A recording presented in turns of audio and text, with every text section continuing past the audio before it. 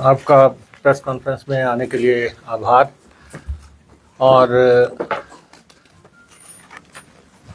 कुछ ऐसे इश्यूज हैं जो कि आपके माध्यम से हम प्रदेशवासियों तक पहुंचाना चाहेंगे और समय समय पे चर्चा हो रही है और उसमें सबसे इम्पोर्टेंट हमारा प्रोजेक्ट जो है शिमला का रोपवे का प्रोजेक्ट है। और जब बातें अंजाम पे जाने लगती हैं तो उसको श्रेय लेने के लिए बहुत लोग दौड़ते हैं और ये श्रेय का सवाल नहीं है, ये हिमाचल के विकास को आगे बढ़ाने की बात है। और जो शिमला रोपवे है ये हिंदुस्तान का सबसे बड़ा पहला रोपवे बनने जा रहा है और 14 किलोमीटर लंबा ये रोपवे बनना है। और कुछ लोग कहते हैं हम ये बना के चले गए। अब मैं उन साथियों को के नाम तो नहीं यहाँ लेना चाहता जिन्होंने सपने में ही ये बना दिया था। हकीकत ये है कि आज मैं आपके सामने इसकी डीपीआर रख रहा हूं। ये detailed project report Himachal Pradesh में कांग्रेस की सरकार बनने के बाद ये डिटेल्ड प्रोजेक्ट रिपोर्ट बनाई हमने और फॉरेन कंसल्टेंट हायर किया और 12.5 करोड़ रुपए के आसपास इसके लिए राशि अदा की गई। डीपीआर तक नहीं बनी थी जिस प्रोजेक्ट की, उसको कुछ लोग बना के चले गए थे और उसके साथ ही मैंने टेंडर डॉक्यूमेंट भी यहां पे रखा है। ये टेंडर डॉक्यूमेंट हमने तैयार करवाया, ये डीपीआर हमने तैयार कराई और हम चाहते हैं कि शिमला जो है अंतर्राष्ट्रीय मानचित्र पे आए और ये हिमाचल के लिए नहीं, हिंदुस्तान के लिए एक अद्भुत रोपवे लगने जा रहा है। और इसकी एनवायरमेंट क्लियरेंस के लिए अभी हमने 20 करोड़ रुपया की राशि जारी की। जिन लोगों ने एक भी पैसा नहीं दिया, डीपीआर नहीं बनाई, टेंडर डॉक्यूमेंट नहीं बना, कंसल्टेंट हायर नहीं हुए, वो लोग जो है ये जब उनको ये मालूम पड़ रहा है कि ये आकार ले रहा है और हमें फॉरेन फंडिंग एजेंसी ने अब मेल कर दी कि आप जो है इसका टेंडर का काम एडवांस कर दीजिए, ये हमें उनसे अप्रूवल आ गई। और आप सब लोग शिमला के रहने वाले हैं, आप देखते हैं कि कितना यहाँ पे जाम लगता है। टूरिस्ट सीजन में पर्यटक जो है दिक्कत में आते हैं और घंटों घंटों जो है जाम लग रहे हैं। तो ऐसे में ये रोपवे जो है एक संजीवनी साबित होगा शिमला के लिए। इसके लिए मैं खुद जो है ऑस्ट्रिया जाके आया और मैं खुद जो है स्विट्जरलैंड जाके आया और रोपवे की जो कंपनीज हैं, जो कि देश दुनिया की ऐसी कंपनीज जो कि संसार में मानी जाती हैं, उनके मालिकों से हम मिले और उनके साथ हमने डिस्कस किया शिमला का रोपवे। इससे बड़ा रोपवे संसार में सिर्फ एक है, बोलेविया का। हम वहां भी अभी जाएंगे, लेकिन हिंदुस्तान का ये सबसे इंपॉर्टेंट प्रोजेक्ट है जो हम डील कर रहे हैं, और इसमें 660 ट्रॉलीज लगनी है, 660, और लगभग 6,000 आदमी 1 घंटे में ट्रेवल करेंगे, और 13 स्टेशंस बनेंगे अलग अलग स्थान पे, जहां पे कि ट्रॉलीज जो है रुकेंगी, और डिफरेंट लाइंस हैं, और ये तारा देवी से शुरू होके पूरे शिमला को कवर करती हुई निकलेंगी। मैं आपको थोड़ा सा इसकी झलक भी आप इधर देख सकते हैं। रोपवे के जो स्टेशंस हैं,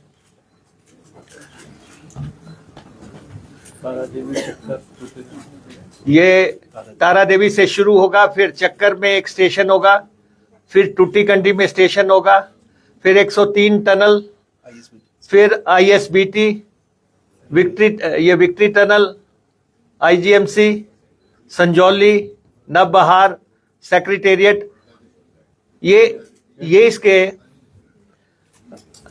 रूट जो है ऐसे तय किए गए हैं। सीमलेस लाइंस है सर, रेड ब्लू और ग्रीन सीमलेस है सर, उतरना नहीं चढ़ना नहीं, जिससे इकट्ठे जाना नहीं जी। और इसके कलर्स के हिसाब से ये हमने स्टेशन बनाए हैं, कैसे लोगों ने चढ़ना है, कैसे उतरना है। तो ये एक बहुत बड़ा स्वप्न जो है हकीकत में बदलने जा रहा है, और हम समझते हैं कि ये प्रेस्टिजियस प्रोजेक्ट है। इसमें श्रेय की होड़ लेने की बजाय इसको जमीन पे कैसे हमने उतारना है, और ये हमारे लिए जरूरी है। और रोपवेज जो है हिमाचल प्रदेश का भविष्य है,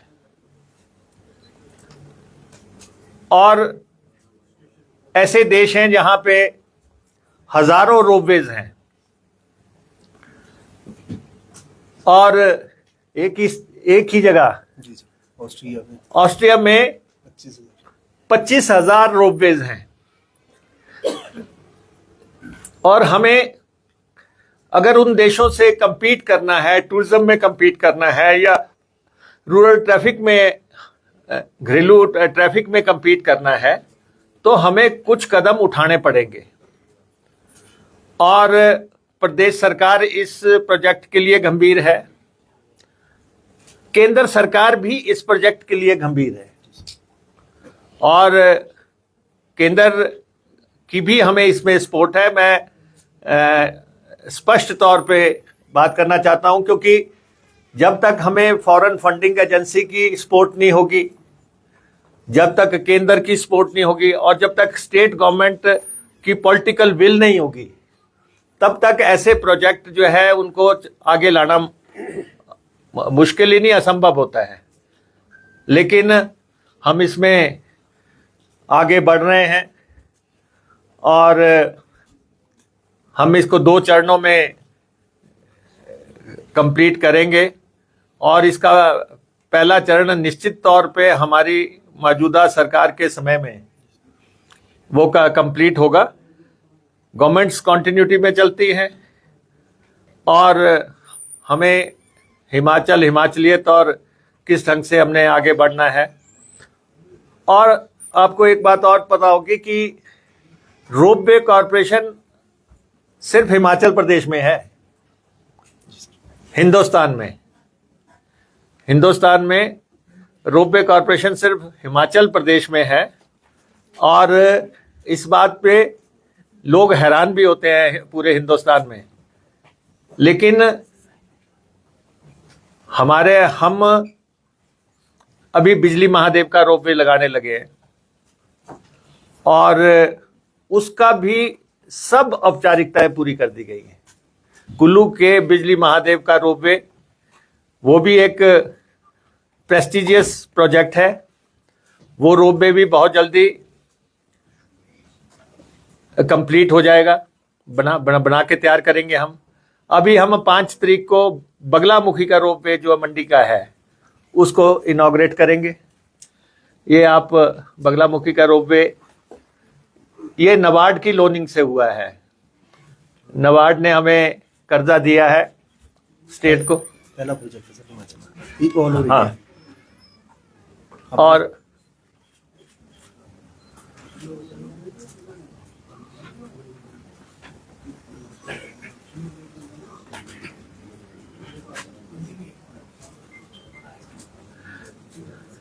फॉरवर्ड कर दो थोड़ा। नहीं इसी को पुराने वाले भी।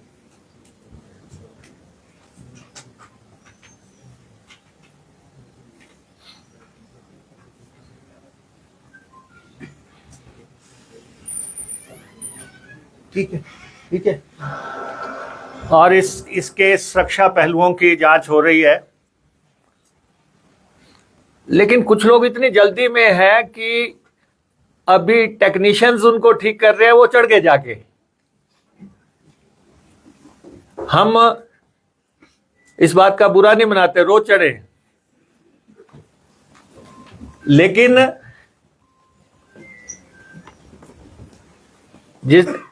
अभी उसकी इनॉग्रेशन होनी है।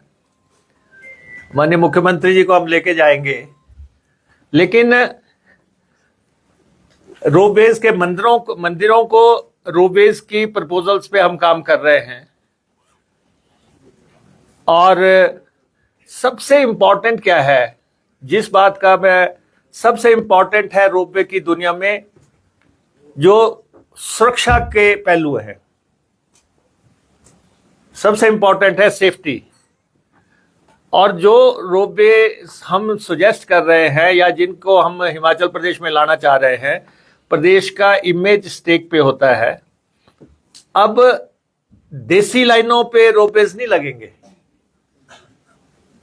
पूरे वर्ल्ड स्टैंडर्ड रोपवेज लगेंगे जो दुनिया लगा रही है, जहां पे एक्सीडेंट फ्री रोपवेज हैं और दुनिया ही जा रही है उनमें।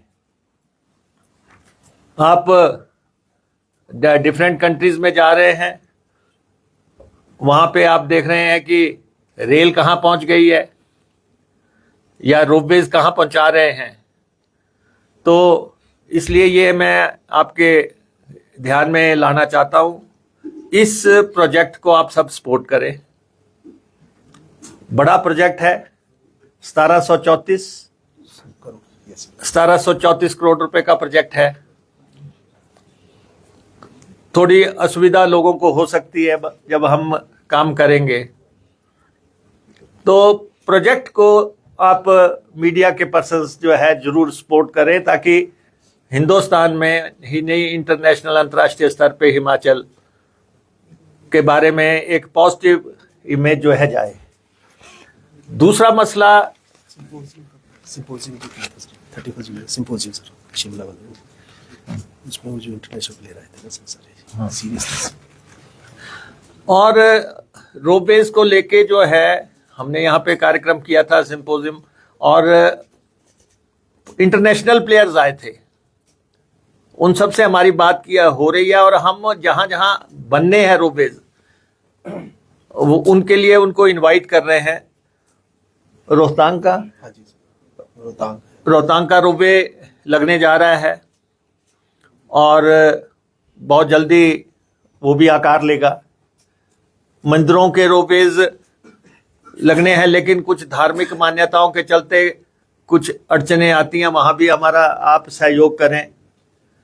और लेकिन इनके लगने के बाद हिमाचल प्रदेश का चेहरा बदलेगा। और हम अगर इस रोपवे में कामयाब हो गए तो अगला रोपवे जो परवाणु से शिमला है वो बहुत इंपॉर्टेंट रोपवे हो जाएगा। 39 किलोमीटर, 39 किलोमीटर का, 6 स्टेशन, और उसके 6 स्टेशन का वो रोपवे है, उस पे भी हमारा रोपवे कॉरपोरेशन काम कर रही है। लेकिन सबसे पहले जो है हम चाहते हैं कि शिमला में हम कामयाबी अर्जित कर लें, और किराया से बस का किराया। और कई लोग ये रोपवे अभी कब लग रहा है, कई लोग अभी से उसके किराए की बात करने लग पड़े हैं। जो लोग नहीं चाहते कि ये आगे बढ़े, वो अभी से पूछते हैं कि जी इसका किराया क्या होगा, और उनको हम विश्वास दिलाना चाहते हैं कि भाई बस का ही किराया होगा। Urban transportation. Urban transportation. लेकिन ये मुद्दा इंपॉर्टेंट नहीं है अभी। मुद्दा इंपॉर्टेंट ये है कि हिंदुस्तान का सबसे बड़ा रोपवे शिमला में लगने जा रहा है, और उसके ऊपर 1734 करोड़ लगने हैं, और 14 किलोमीटर का रोपवे बनना है, 660 ट्रालियां लगनी हैं, और विश्व विख्यात जो है जो प्लेयर्स जो है वो आके इसको लगाएंगे। तो ये हम आपके ध्यान में लाना चाहते थे। दूसरा मसला है रेलवेज का। ये भी हमारे ट्रांसपोर्ट का एक हिस्सा है। शिमला में अंग्रेज रेलवे पहुंचा गए, अन्यथा शायद शिमला में रेल पहुंचानी मुश्किल हो जाती है। जो बात हकीकत है उसको हमें मानना भी चाहिए। और रेलवे के प्रोजेक्ट्स के ऊपर अभी मैं एक नेता की बात सुन रहा था। वो कह रहे थे कि कांग्रेस सरकार रेल लाइनें नहीं बनने देना चाहती, और उसको जो है पैसा नहीं दे रही है। एक अन्य सज्जन है, वो कह रहे हैं कि रेल लाइनें जो है केंद्र ने सैंक्शन कर दी है, कांग्रेस सरकार जो है अड़ंगा लगा रही है। हम आपके ध्यान में रेलवे की एक्चुअल वस्तुतः स्थिति रखना चाहते हैं, क्योंकि आप ही प्रदेश की जनता को सही तरीके से पिक्चर दे सकते हैं। रेलवे का जो 2 प्रोजेक्ट्स जो हैं सेंटर के साथ, एक जो है भनुपली बिलासपुर बैरी रेल लाइन है। बिलासपुर भनुपली वाली जो है रेल लाइन जो है बैरी, एक ये रेल लाइन है, और एक दूसरी जो है चंडीगढ़ बद्दी रेल लाइन है। ये हम सेंटर के साथ मिलके रेल लाइन बना रहे हैं, और जो दूसरी रेल लाइन है जो तलवाड़ा जा रही है वो केंद्र सरकार बना रहा है। उसमें हम जमीन एक्वायर करके देते हैं। अब जहां तक आप देखें कि स्थिति क्या है, भनुपली बिलासपुर बैरी रेल लाइन जो है इसकी लंबाई 63.1 किलोमीटर है, जिसमें पंजाब का एरिया 13.9 किलोमीटर है और हिमाचल का एरिया 49.2 किलोमीटर है। आपको सुन के हैरानी होगी कि जब ये रेल लाइन तय हुई थी तो ये 1047 करोड़ रुपए की थी, 1047, और इसमें हिमाचल प्रदेश को 25% हिस्सा लगाना था और सेंटर को इसमें 75% हिस्सा लगाना था रेलवे मंत्रालय को। और बाद में और उसके तहत जो है हिमाचल प्रदेश का हिस्सा बनता था 261 करोड़ और रेल मंत्रालय का हिस्सा बनता था 785 करोड़। लेकिन अब स्थिति ये हो गई, बाद में क्या किया इन्होंने कहा कि सेंटर ने कि 70 करोड़ से ज्यादा जो जमीन एक्विजिशन की कॉस्ट होगी वो हिमाचल प्रदेश को देनी पड़ेगी। पहले हुआ था कि 25% हिमाचल लगाएगा, 75% सेंटर देगा, लेकिन बाद में हिमाचल के साथ शर्त लगा दी कि सिर्फ जमीन की एक्विजिशन का जो है सिर्फ 70 करोड़ रुपया केंद्र देगा और बाकी पैसा जो है हिमाचल लगाएगा। और इससे जो है परियोजना लागत चली गई 6753 करोड़ में, वर्तमान परियोजना लागत जो है, और राज्य का हिस्सा जो है 261 करोड़ रुपए से बढ़ के 2583 करोड़ रुपए हो गया, 2583 करोड़। और राज्य का हिस्सा जो है 18 गुना अधिक हो गया। और अब जब रेल लाइन को अगर आप कंप्लीशन की बात मानते हैं तो जो रेल लाइन आपकी 1047 करोड़ रुपए में बननी थी वो 10,000 करोड़ पे जा रही है, वो 10,000 करोड़ पे जा रही है। और उसमें राज्य का हिस्सा 4,000 करोड़ रुपया हो गया। राज्य का अब जो प्रेजेंट स्टेटस है, 1,000 करोड़ की रेल लाइन 10,000 करोड़ पे जा रही है और राज्य का हिस्सा जो है 261 करोड़ से 4,000 करोड़ पे जा रहा है। और हम जो केंद्र सरकार ने इस रेल लाइन के लिए 511 करोड़ रुपए दिए। 22 से पहले हिमाचल सरकार ने अभी तक जो पैसा दिया है उसमें हमारी सरकार बनने से पहले 511 करोड़ रुपए दिए थे जब से शुरू हुई है, और हमने सरकार बनने के बाद 336 करोड़ रुपए दिया है। तो जो ये लोग कहते हैं कि हिमाचल सरकार ने रेलवे के लिए पैसा नहीं दिया, मैं सिर्फ उसको करेक्ट करना चाहता हूं कि आपके ध्यान में कि हिमाचल प्रदेश सरकार ने जब हमने शपथ ली थी 11 दिसंबर 2022 के बाद इस रेलवे प्रोजेक्ट को 336 करोड़ रुपए की राशि हम दे चुके हैं। तो शगुफे फैलाने से, झूठ बोलने से कोई बात जो है चलती नहीं है। सच्चाई हमेशा प्रिवेल करती है। हम 336 करोड़ रुपया दे चुके हैं और हमारा ये मानना है बिलासपुर तक ये रेल लाइन आ रही है, नहीं बिलासपुर तक अभी ये रेल लाइन आ रही है। बिलासपुर से आगे जो है बेरी तक, इसमें जब आगे रेल लाइन बननी है तो सिर्फ एक कारखानेदार को फायदा होगा, सिर्फ एक कारखानेदार को फायदा होगा। और हिमाचल को 1400 करोड़ रुपए की जमीन एक्वायर करनी पड़ेगी। 11 किलोमीटर लंबी जमीन हिमाचल एक्वायर करेगा। 1400 करोड़ रुपए की जमीन हिमाचल एक्वायर करेगा और लगभग 2000 करोड़ रुपया 2000 करोड़ रुपया उस कारखाने तक पहुंचने में लगेगा। हमने कहा है कि बिलासपुर तक रेल लाइन बनाइए, इससे आगे जो लेह तक जानी है इसको डिफेंस प्रोजेक्ट घोषित कर दीजिए और इसका सारे का सारा खर्चा केंद्र सरकार उठाए। इसका सारे का सारा खर्चा केंद्र सरकार उठाए, क्योंकि बिलासपुर तक हमारी रेल लाइन पहुंच रही है, हमारी जरूरत है। उससे आगे बड़े लोगों की जरूरत है और उस पे जो है हिमाचल सरकार 1400 करोड़ रुपए की जमीन एक्वायर करे और 2000 करोड़ रुपए लगा के बड़े साहबों के कारखाने तक पहुंचाए। तो ये लोग जो हैं, जिन लोगों के मित्र हैं, वो जो है इस रेल लाइन को आगे डिफेंस घोषित करवाएं, क्योंकि लेह तक जानी है तो डिफेंस लाइन घोषित की जाए, पैसा जो है केंद्र सरकार लगाए।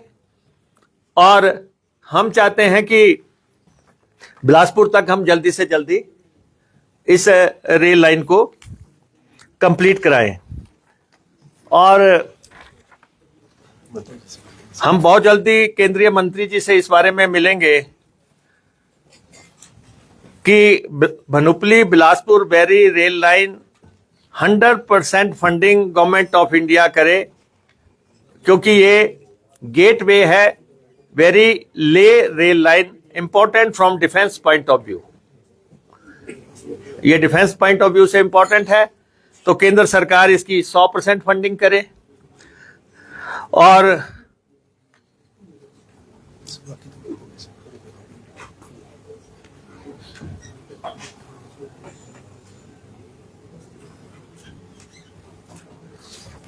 सेकेंडली जो चंडीगढ़ बद्दी रेल लाइन है, चंडीगढ़ बद्दी रेल लाइन है, ये 28.2 किलोमीटर है और इसमें हरियाणा का एरिया आता है 24.8 किलोमीटर हिमाचल का एरिया आता है 3.4 किलोमीटर और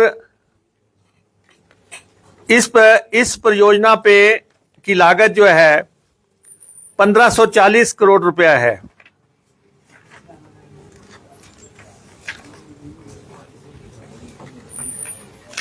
और जिसमें 50% हिस्सा भारत सरकार को लगाना है और 50% हिस्सा जो है हिमाचल को लगाना है। 775 करोड़ रुपया दोनों को लगाना है। और हम जो है राज्य सरकार अब तक 223 करोड़ रुपया दे चुकी है। पहले जो है हमारी सरकार आने से पहले तक 179 करोड़ रुपया जब दिया जा चुका है और 11 दिसंबर 2022 के बाद 44.25 करोड़ रुपया हम दे चुके हैं। तो ये कहना कि हम पैसा नहीं दे रहे हैं। और इस परियोजना के लिए जो है अब हमारी तरफ जो है 89.75 करोड़ रुपया राशि बाकी रहती है।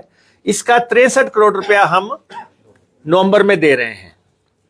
इसका 63 करोड़, तो हम इसके लिए भी पूरी तरह गंभीर हैं। तो इसलिए अफवाहें फैला के, शगुफे फेंक के जो है हम हिमाचल प्रदेश के बड़े प्रोजेक्ट्स को लेके बहुत गंभीर है। चाहे वो रोपवेज के प्रोजेक्ट है, चाहे वो रेलवे के प्रोजेक्ट है, चाहे वो ट्रांसपोर्ट के प्रोजेक्ट है। तो उन प्रोजेक्ट्स के बारे में हम आपके सामने ये स्थितियां रखना चाहते हैं। और जहां तक हमारा ट्रांसपोर्ट का सवाल है, ट्रांसपोर्ट में हमारी इलेक्ट्रिक बसेस खरीदने का दौर शुरू हो गया। उसमें हम टेंडर स्टेट पे चले गए और फर्स्ट राउंड में वो नहीं, बसेस कितनी हैं?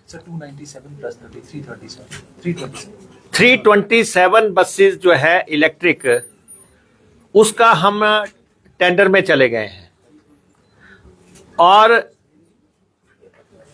इसका पैसा हमारे पास आ चुका है।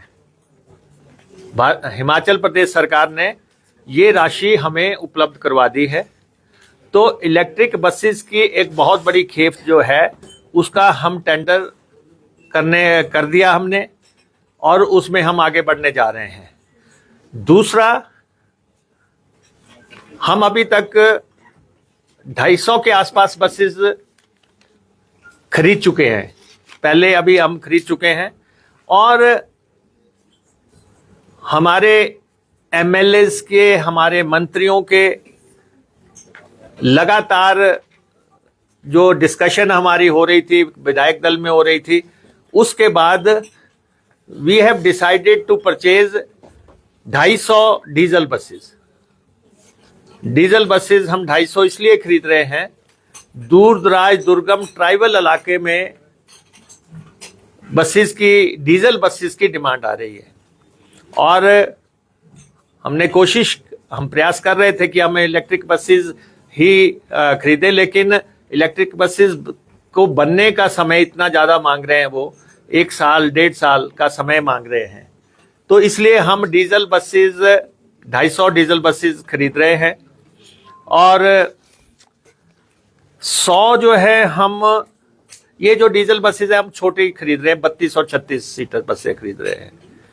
छोटी बसेस के लिए हम जा रहे हैं और इसके अलावा हम 100 के आसपास जो है टेम्पू ट्रैवलर्स खरीद रहे हैं। टेम्पू ट्रैवलर्स और बसेस और वॉल्वो का सारा फ्लीट हम बदल रहे हैं। 24 की 24 वॉल्वो की बसेस जो है हम हटा रहे हैं क्योंकि लॉन्ग रूट पे जाती हैं। लगातार लोग लिख रहे हैं कि आपकी वॉल्वो जो है यहाँ खड़ी हो गई, आप साथ में डाल देते हैं वीडियो। तो वी हैव डिसाइडेड कि वॉल्वो का सारा फ्लीट बदल दिया जाए, तो 24 की 24 बसें जो हैं उसका टेंडर हमने कर दिया। ट्रांसपोर्ट डिपार्टमेंट में क्रांतिकारी जो है काम हो रहे हैं और हमने सबसे इंपॉर्टेंट जो है, हम एचआरटीसी के कर्मचारियों को और उनके संगठनों को विश्वास में लेके आगे बढ़ रहे हैं। ये सिर्फ डिपार्टमेंट ब्यूरोक्रेटिक तरीके से नहीं चलाया जा रहा है, इसमें क्योंकि 50वां साल चल रहा है और गोल्डन जुबली ईयर है, उनसे भी बात की जा रही है, क्योंकि आप देख रहे हैं कि एचआरटीसी ने बहुत सेवा की है हिमाचल के लोगों की। एचआरटीसी के प्रति आपका नजरिया थोड़ा डिफरेंट होना चाहिए, ये मैं प्रेस से भी रिक्वेस्ट करने के लिए कह रहा हूं, क्योंकि जो हिमाचल में ना तो एयर सर्विस है, हिमाचल में ना रेल सर्विस है, तो एचआरटीसी ने एक ऐसा रोल प्ले किया है हिमाचल के लोगों को जीवन में। आप सब ने एचआरटीसी में ट्रैवल किया है किसी ना किसी स्टेज पे, और जब आतंकवाद चला तब आपने देखा कि एचआरटीसी के बसें एस्कॉर्ट पायलट्स लगा के जो है लोगों को घरों पे छोड़ने जाती थी। जब कोरोना काल आया तो एचआरटीसी के लोगों ने दूर दराज लोगों जाके दूसरे प्रदेशों से भी लोगों को जो है यहाँ घर आंगन तक पहुंचाया। जब डिजास्टर आया तो एचआरटीसी के बसेस ने लोगों को जो है प्रदेश के बाहर निकाल के छोड़ने का काम किया। तो ये एक बहुत सेवा का जरिया है, लेकिन नजरिए की जरूरत है। 5 लाख लोग रोज एचआरटीसी का इस्तेमाल करते हैं, 5 लाख लोग। 3200 बसें हैं हमारी और 20 करोड़ किलोमीटर पर एनम ये बसें चलती हैं। जो बसें 5 लाख लोगों को इधर से उधर लेके जाती हैं, तो उसके प्रति नजरिए की बात है। और हमारे जितने प्रदेश में मेले लगते हैं, त्योहार होते हैं, हम स्पेशल बसेस चलाते हैं। लेकिन अब 3 बातों की वजह से कई लोग लगातार ये कहते हैं कि एचआरटीसी 3200 बसें चलाती है, फिर घाटे में क्यों है। इसलिए मैं आपको थोड़ा इसका अर्थमेटिक आपको बताना चाहता हूं। एचआरटीसी 28 तरह के लोगों को रियायती या मुफ्त सफर देती है, 28 तरह के। इस मुफ्त सफर करने की वजह से रोजाना एचआरटीसी को 50 लाख रुपए का नुकसान होता है। लेकिन एचआरटीसी हमारे वेलफेयर स्टेट में हम काम करते हैं, ये सरकार का जिम्मा है। हम महिलाओं को 50% जो है सफर देते हैं, रियायती सफर देते हैं। और कुछ लोग बार बार कह रहे हैं, अखबारों में डाल रहे हैं या सोशल मीडिया पे आप साथी भी कई बार डाल देते हैं, आपसे भी, अब महिलाओं का सफर बंद करने की तैयारी। मेरा आपसे आग्रह रहेगा कि बाकी आपने जहां भी हमारी खड़काई करनी है कीजिए, लेकिन कम से कम एचआरटीसी को उसी परिप्रेक्ष्य में लीजिए जो कि सेवा का एक साधन है। और हम 28 तरह के लोगों को रियायती सफर कराते हैं, एक बहुत बड़ा आंकड़ा वो खड़ा हो जाता है। सेकेंडली, जहां प्राइवेट वाला जाना नहीं पसंद करेगा, हम दूर दराज दुर्गम इलाके तक जा रहे हैं, जहां भी 1 सवारी 2 सवारी उसको छोड़ने के लिए, घर छोड़ने के लिए हम जा रहे हैं। इसलिए हम जब घाटे के रूट चलाते हैं तब हमें नुकसान होता है। देते हैं 25 करोड़ रुपए की हम पेंशन देते हैं, 45 करोड़ रुपए का हम डीजल खरीदते हैं, 8 करोड़ रुपया जो है जो हमने बसें खरीदी हैं उसकी हम किश्तों में देते हैं। फिर हम टायर खरीदते हैं, हम पुर्जे खरीदते हैं, और हमारा किसी से उधार ऐसा नहीं है कि कोई हमें उधार देना बंद कर दे। जो हमारी लिमिट है, विद इन लिमिट हम काम करते हैं।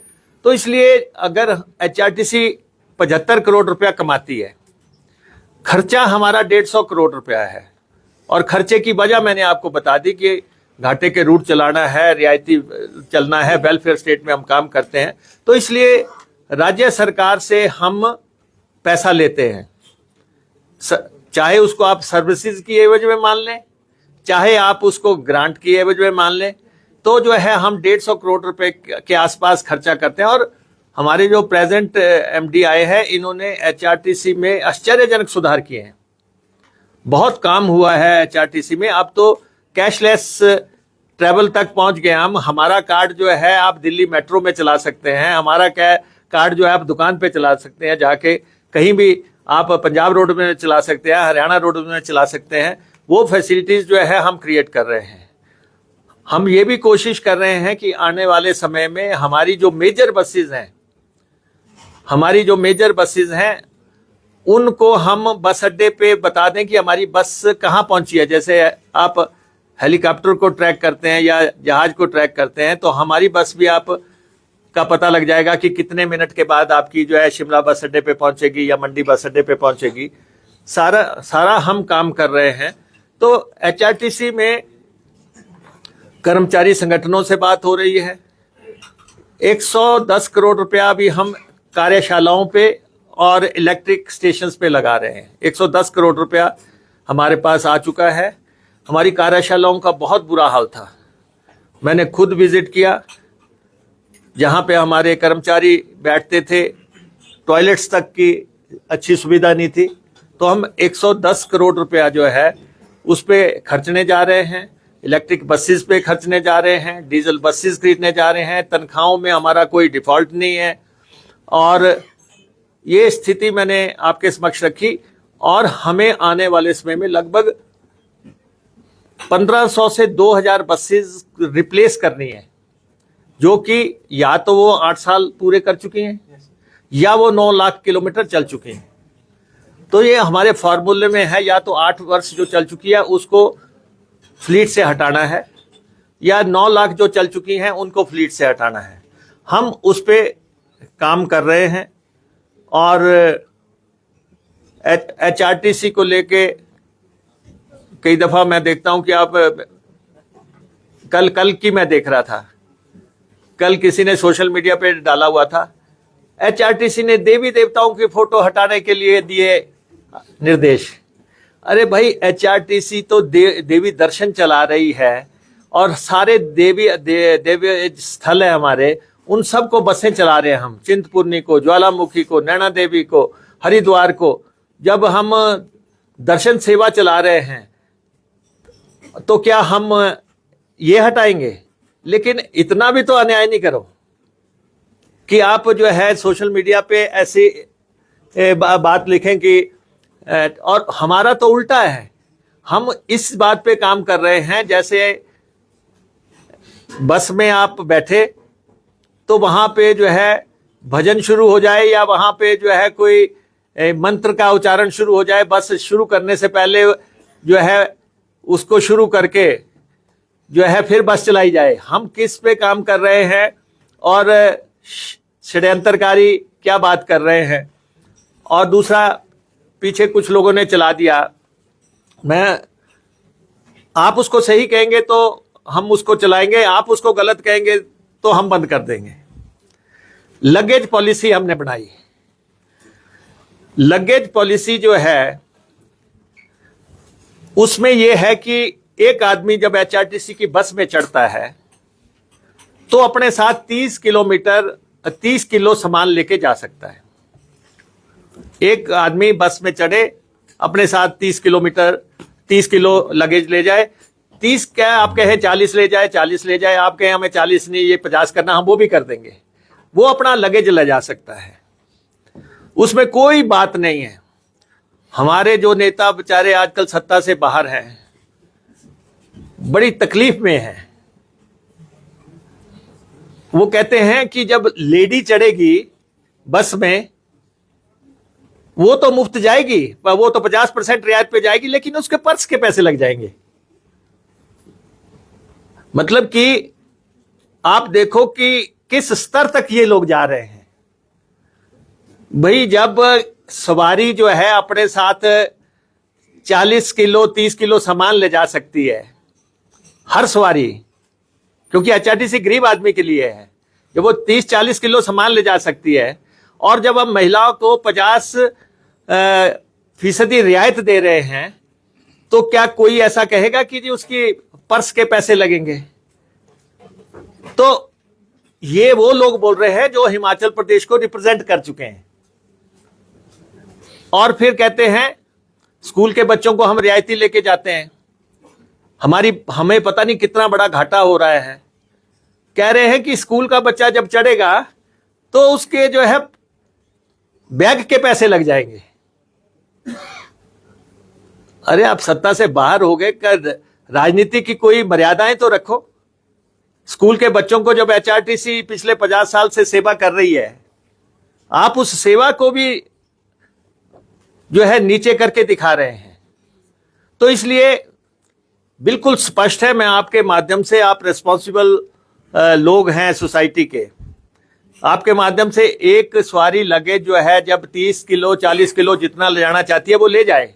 लेकिन जो मैं सेकंड पार्ट आपसे डिस्कस करना चाहता हूं और आपकी राय भी चाहता हूं, उसी के मुताबिक जो लोग एचआरटीसी की बस में सफर नहीं करते और एचआरटीसी को कुरियर सेवा बढ़ाए हुए हैं पिछले लंबे अरसा से, अभी तक उसका चार्ज नहीं होता था तो किसकी जेब में जाता था, इसमें मैं जाना नहीं चाहता। कि आपने जो है सामान भेजना है, आपने बेटियां मंगानी है, आपने कुछ मंगाना है, वो एक अंदर खाते का सौदा था। हमने कहा कि जो आदमी एचआरटीसी में ट्रैवल नहीं कर रहा है और अपना सामान भेज रहा है, उससे जो है हम पैसा लेंगे। अब आप बताओ कि यह बात सही है कि नहीं है, जो ट्रैवल ही नहीं कर रहा है। पीछे सामने आया कि एचआरटीसी में जो है लोगों ने कारतूस भेज दिए। अब हमने कहा कि जो लोग सामान भेजते हैं, और एचआरटीसी सबसे एक डिपेंडेबल ऑर्गेनाइजेशन है लगेज को पहुंचाने की, 5-6 घंटे में स्टेशन पे पहुंच जाता है। आपने चंडीगढ़ से चढ़ाया 3 घंटे में आपको मिल गया, आपने यहां से चढ़ाया दिल्ली आपको 6 घंटे में पहुंच मिल गया, आपने जलंधर को दिया जलंधर से आ गया, जलंधर से कोटखाई मंगाया। इतना डिपेंडेबल साधन है, लेकिन गाड़ी में सामान रख दिया। हमने कहा कि ठीक है, आपने सामान रखा, 40 किलो तक आपका एक टिकट लगेगा अगर आप खुद ट्रैवल नहीं कर रहे हैं और सामान भेज रहे हैं। लोगों ने कहा कि जी ये 40 किलो पे एक टिकट को जो है आप स्लॉट बना दे, क्योंकि लोग कोई अनार की पेटी भेजते हैं, कोई जो है जापानी फल की 5 किलो की पेटी भेजता है। उनका कहना था कि 5 किलो तक का आप 1/4 टिकट लगा दें, 20 किलो तक का आधा टिकट लगा दें, 40 किलो और उससे ऊपर आप एक टिकट लगा दें। अब आप बताओ, जो लोग गाड़ी में सफर ही नहीं कर रहे हैं, क्या उनको टिकट लगना चाहिए कि नहीं लगना चाहिए? या हम सबका जो है उठाते फिरे, भाई रख दो, इसमें रख दो, है कोई बेली वारस नहीं है। तो उस पे जो है हमारे कुछ नेताओं को बड़ी तकलीफ है। और थर्डली, जो लोग दुकानों का सामान लाते हैं, दुकान का कीजिए, पूरी दुकान का, पहले कहा कि जी लैपटॉप का पैसा लग जाएगा जी। हमने कहा यार, एक कंधे में भी लटका लो, 2 कंधे में भी लटका लो, जितने लटकाने, कोई आपसे नहीं पूछेगा। लेकिन अगर आप 50 लैपटॉप या 100 लैपटॉप की खेप भेजते हो गाड़ी में, तो क्या उसका टिकट नहीं लोगे? पटाखों की दुकानें सजेंगी पूरी की पूरी, और पूरी दुकान एचआरटीसी के ऊपर रख दोगे। इलेक्ट्रॉनिक के सामान खरीदोगे और आप पूरी दहेज का जो है पूरा जो है सोफा और जो है बिस्तरा जो है ऊपर पूरे जो है चारपाई ऊपर लगा दोगे, डबल बेड लगा दोगे, क्या उसका किराया नहीं दोगे? अब उनकी अपनी सोच है, लेकिन हम कहते हैं कि एचआरटीसी सवारियों के लिए है। अच्छा, एक और है, सवारी जो खड़ी है, एक बंदे ने अपना टैची रख दिया सीट के ऊपर। हम कहते हैं कि अगर भाई खड़ी सवारी को सीट है, अगर तेने सीट पे ही टैची रखना तो उसका फिर किराया दे दे, या तो सवारी को बैठने दे। ऐसे लोग टकर जाते हैं लगातार, जो कहते हैं नहीं मैं बैठ गया, अब मेरा सामान भी सीट पे बैठ गया, लोग खड़े हैं। तो ऐसी प्रैक्टिकल प्रॉब्लम्स है जब 3200 बसें चलाते हैं। लेकिन हमने सिर्फ इतना किया है कि जो लोग बस में ट्रैवल नहीं करते और सामान को कुरियर की तरह इस्तेमाल करते हैं, और हमें पहले चरण में उससे 1.5 करोड़ रुपए की इनकम हुई है, 1.5 करोड़ रुपए की इनकम हुई है। लेकिन ये पूरी तरह शगुफा है कि महिला चढ़ेगी, उसका पर्स का लग जाएगा। एक तो और भी आगे बढ़ गए, कहते खाली लिफाफा भी मत लेके जाना हाथ में। वो बिलासपुर से प्रेस कॉन्फ्रेंस कर रहे थे। तो मैं सिर्फ आपको, आपके ध्यान में ये बातें लाना चाहता हूं। एचआरटीसी ने बहुत सेवा की है। एचआरटीसी 50वां साल मना रही है, और एचआरटीसी में बुनियादी हम परिवर्तन कर रहे हैं, और अपने नए बस अड्डे हमारे कई तैयार हो गए हैं। जैसे आप देख रहे हैं कि ये बस अड्डा हमारा ढली का तैयार हो गया है, ठियोग का तैयार हो गया है। ऐसे इन बहुत जल्दी इन बस अड्डों का हम उद्घाटन करने जा रहे हैं, और सवारी को बेहतरीन सेवा मिले। ढाबों को लेके जो बार बार शिकायत आ रही है कि वहाँ पे जो है दिक्कतें हो रही हैं, टॉयलेट्स नहीं है या रेट ठीक नहीं है, मैंने एमडी साहब को कहा है कि इसका पूरा मूल्यांकन करके इस पे भी हम अपनी एचआरटीसी की वेबसाइट पे डाल देंगे कि कौन से अधिकृत हैं, कितना पैसा उनको देना है। हम सवारी पे कोई आंच नहीं आने देंगे। तो ये बातें मैं आपके ध्यान में लाना चाहता था। इसके अलावा आपकी कोई बात है उसका जवाब देने के लिए हम तैयार हैं। Charging station. हाँ, बोल दिया। जैसे रोपवे की बात है, आपने रोपवे का शिमला शहर के लिए बताया। मंदिरों में तो ठीक है, साइट सीन्स पे ठीक है जहाँ टूरिस्ट जाते हैं, पर जो शहर में पहले ही कंक्रीट इतना हो चुका है, फिर उसके बाद लोहा इतना चला, अब ऊपर से कैपिंग करेंगे आप, तो उसका ओपन एनवायरनमेंट और ऐसे क्लाइमेटिकली कोई क्या असेस किया? ऐसा है, इस रोपवे की, क्योंकि ये वर्ल्ड क्लास रोपवे है, इसका एनवायरनमेंट पे क्या इम्पैक्ट होना है, इसमें क्या टेक्नोलॉजी इस्तेमाल होनी है, ये सब इम्पैक्ट स्टडी के बाद इसको प्लान किया गया है। और जो नीचे की बातें आप कह रहे हैं कि नीचे लोहा लगा है, फलां लगा है, अब वो तो स्मार्ट सिटी प्रोजेक्ट के तहत हुआ है, उससे हमारा कोई बहुत सारोकार नहीं है, क्योंकि रोपवे कॉरपोरेशन सिर्फ ठेकेदार की भूमिका में है। कि लोगों को धारणा ऐसी लगती है कि ये जो लोहा लगा दिया ये रोपवे कॉरपोरेशन ने लगा दिया, ये हमने नहीं लगाया। हमें तो काम दिया गया, हमने उस एजेंसी का काम किया है, लेकिन रोपवे जो है वर्ल्ड क्लास रोपवे आने वाले समय की ज़रूरत है। और हिमाचल, खासतौर पे पहाड़ी प्रदेश के अगर टूरिज्म को आपने आगे बढ़ाना है तो आपको रोपवे की तरफ जाना ही पड़ेगा हर हालत में। और ये पॉल्यूशन को कम करने की दिशा में बहुत कारगर कदम होगा। जो इलेक्ट्रिक बसेज आ रही हैं, खर्चा भी कम होगा और पोल्यूशन भी कम होगा। और रोपवेज अगर हम इस पे पूरा इम्प्लीमेंट कर देते हैं तो फुटप्रिंट मिनिमम है सर। और हमने इस डिपार्टमेंट के तीनों विंग्स ने बहुत काम किया है, बहुत काम किया है, तब हम जाके इस स्टेज पे पहुंचे हैं। ये मैं अपने साथियों को बताना चाहता हूँ। शिमला रोपवे पब्लिक को कब तक डेडिकेट हो जाएगा? ए और बी, एफसीएज को देखा गया है कि एफसीएज की वजह से अक्सर रोपवे प्रोजेक्ट डिले हो जाते हैं। शिमला रोपवे पुराना जो जाखू वाला एग्जांपल है, अभी फर्नाकुलर रोपवे है, वो भी डिले। नहीं, आपके दोनों बड़े वैलिड क्वेश्चन है। एक तो ये है कि हमने उसका पैसा दे दिया। सबसे बड़ा क्या होता है कि आप पैसा जमा नहीं कराते, तो हमने उसका, उन्होंने 20 करोड़ रुपया हमसे मांगा, हमने 20 करोड़ रुपया एनवायरनमेंट क्लियरेंस के लिए दे दिया और हम उसके पीछे हैं, बहुत जल्दी वो हो जाएगा। सेकेंडली, हमें जो है फॉरेन बैंक एनडीबी ने कि अब मिशन 2 बार हिमाचल आ गया। और 3 महीने एक बार 3 महीने में 2 बार, जून में 2 बार आया, जून में भी आया और सितंबर में। कि वो भी सर एक मॉडल प्रोडक्ट लिया। हाँ, क्योंकि वो भी देख के गए कि whether they are really interested, या कि क्योंकि जिन्होंने देना है पैसा हम कितनी गति दे पाएंगे वो हमारे पे डिपेंड। और इसकी जो स्पेसिफिकेशंस हैं वो वर्ल्ड क्लास हैं। तो बार बार ये लोग आएंगे, ये देखेंगे, इजाज़त देंगे कि हाँ आप ठीक चल रहे हो। तो लगता है कि मुझे हम इसको आने वाले 3-1 साल के अंदर कुछ सेक्शन सर कुछ ना किसी ना किसी मुकाम पे तो पहुंचा देंगे। लेकिन ये है कि पब्लिक की कॉपरेशन की जरूरत है। हमें शिमला की जनता जितना कॉपरेट करेगी उतनी जल्दी हम आगे बढ़ेंगे। सर, आप क्या स्टेट गवर्नमेंट ने ऐसा कोई नीतिगत फैसला ले लिया है कि वो बिलासपुर से आगे लैंड एक्विजिशन नहीं करेगी, भानुपल्ली बिलासपुर रेलवे लाइन करेगी? नहीं, हमने ऐसा नहीं किया। हमने सेंटर को कहा है कि आप जो है इसको डिफेंस प्रोजेक्ट घोषित कीजिए ताकि पैसा आप दे।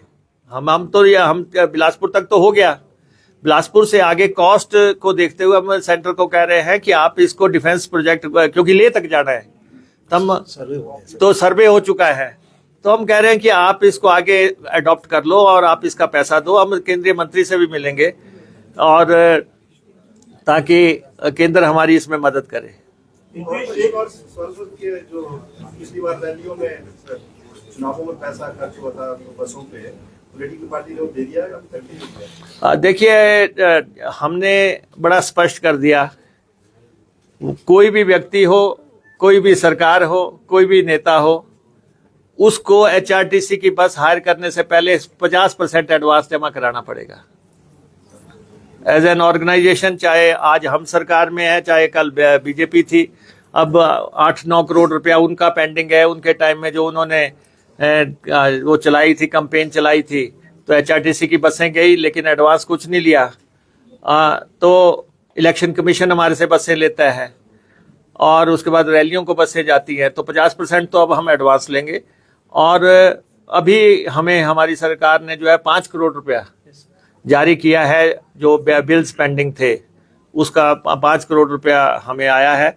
अभी भी मुझे लगता है कि 8-9 करोड़ रुपए की पेंडेंसी होगी, 5 करोड़ रुपए के आसपास और आना रहता है। सर, काफी समय से, छोटा सा सवाल है सर, काफी लंबे समय से एचआरटीसी द्वारा नादौन में खरीदी गई एक जमीन का जिक्र बार बार आ रहा है कि आपने जो 2.5 लाख की जमीन है उसको 2 करोड़ 72 लाख में एचआरटीसी ने क्यों खरीदा? क्योंकि हाल ही में भाजपा नेता सुधीर शर्मा ने भी सरकार पर आरोप लगाए थे, मुख्यमंत्री के करीबी 3 व्यक्तियों के नाम भी उन्होंने लिए थे। आप इस आरोप को किस तरह देखते हैं? नहीं, देखिए, इसमें ऑलरेडी जांच हो रही है, आपके सामने आ जाएगी सारी बात। मुकेश जी, एक सवाल रहेगा ललित पॉलिसी को लेकर। ऐसा क्यों है कि आपकी जो नोटिफिकेशन हुई वो भी पब्लिकली हुई नहीं थी और पॉलिटिकली बहस उस पर ज्यादा चली? किस पे? ललित पॉलिसी वाली नोटिफिकेशन को 15 तारीख को अपने सामने की, अभी वो डिब्बू में नहीं पहुंची थी कि अगले दिन ही सुबह जो है बीजेपी उस पर कॉन्फ्रेंस करी और वो भी गलत इंटरप्रेट करते। ऐसा क्यों? ऐसा ही सीवरेज टैक्स को लेकर भी हुआ था। तो ये दोनों मतलब नहीं, देखिए, मैं क्योंकि मैं गुडविल चाहता हूँ, मैं नहीं चाहता कि इस पे कोई विवाद हो, लेकिन मैं एक लाइन में आपको कहना चाहूँगा कि ऐसा नहीं था कि लगेज का पैसा नहीं लगता था। आप बस में चढ़ते थे, वो पैसा किसको जाता था किसको नहीं जाता था, मैं इस विवाद में मैं नहीं जाना चाहता। लेकिन अब जो है एचआरटीसी को आना शुरू हो गया तो कुछ लोगों को परेशानी जरूर है। सर, हिमाचल की कठिन भौगोलिक परिस्थिति है, आपको क्या लगता है कि जो रोपवे प्रोजेक्ट है इसमें सबसे बड़ी चुनौती सरकार क्या देती है उसके अंतिम रूप अगर हम देखना चाहते हैं? नहीं, देखो, रोपवे को अडॉप्ट करना ही एक चुनौती है, क्योंकि आज दिन तक हम बसों में सफर किए हैं, तो इसलिए रोपवे की दुनिया एक अलग दुनिया है। और जब यहाँ पे शुरू हो जाएगा तो आप देखें ना, जब हम जाखू में एस्केलेटर्स लगा रहे थे तो कुछ लोग कह रहे थे कि धार्मिक भावनाओं से खिलवाड़ हो रहा है। तो वो चाहते हैं कि वहां से पैदल ही चला जाए। लेकिन आज जो है कितने लोग जा रहे हैं, जिन लोगों के घुटने नहीं चलते, जो लोग बुजुर्ग हैं, अब सारे जो है जाखू जा सकते हैं बड़े आराम से।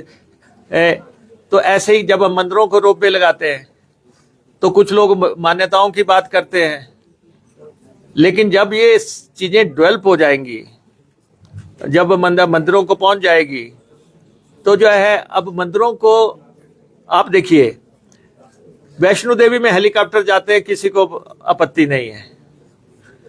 हमारे उत्तराखंड में हेलीकॉप्टर से जाते हैं, किसी को कोई आपत्ति नहीं है।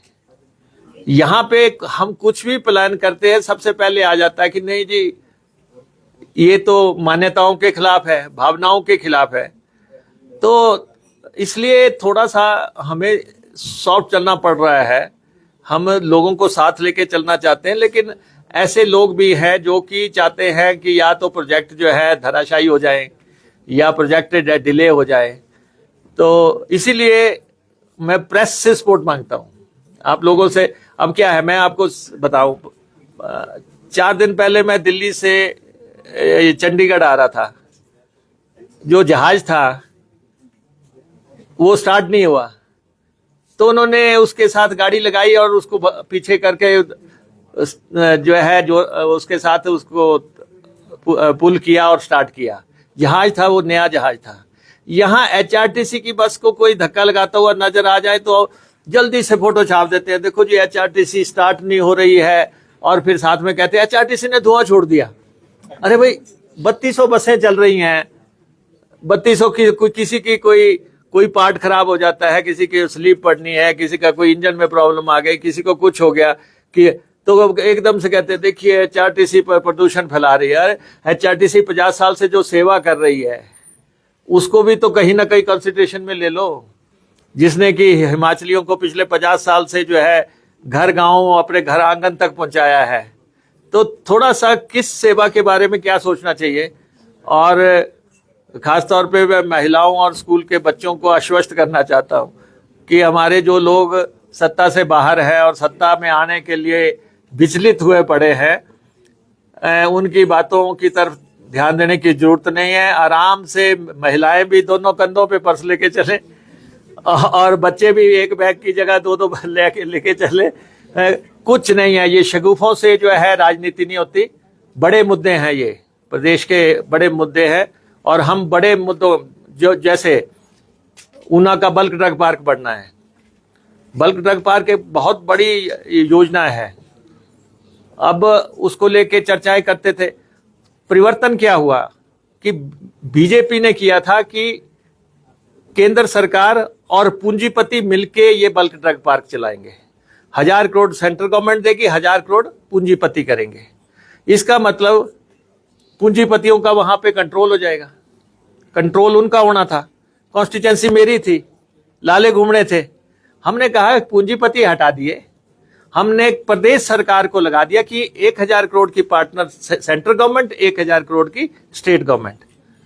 तो ये एक मेजर बदलाव किया हमने, और अब उसके टेंडर्स वगैरह हो गए और वो स्कीम जो है आगे बढ़ेगी। ऐसे ही शिमला का, जैसे आपने देखा भी डिजास्टर, कुल्लू का डिजास्टर वगैरह आया, मनाली का, अब वहां पे 2000 करोड़ रुपया जो है चाहिए वहां पे चैनलाइजेशन के लिए। बड़ा प्रोजेक्ट है, तो बड़ा प्रोजेक्ट की तरफ हम केंद्रित किए हुए हैं, उसकी डीपीआर बना रहे हैं। तो ये जो सारे काम है, जैसे फीना सिंह प्रोजेक्ट था, 12 साल से रुका पड़ा था और 350 करोड़ रुपए की जरूरत थी। हमने उसकी लड़ाई लड़ी, आज 350 करोड़ रुपए आ गए। तो हम विकास की तरफ ध्यान दे रहे हैं और उसी पर हम केंद्रित हैं, उसी में हम आपसे सहयोग मांगते हैं। बाकी जिन्होंने दुष्प्रचार करना है, अफवाहें फैलानी है, वो तो अपना लगे रहेंगे, लेकिन सत्ता नहीं मिलेगी, ये मैं उनको कह देना चाहता हूं। आपका धन्यवाद। सर, आपने बड़े मसलों की बात की, इससे जुड़ा एक सवाल है, उम्मीद है आप टालेंगे।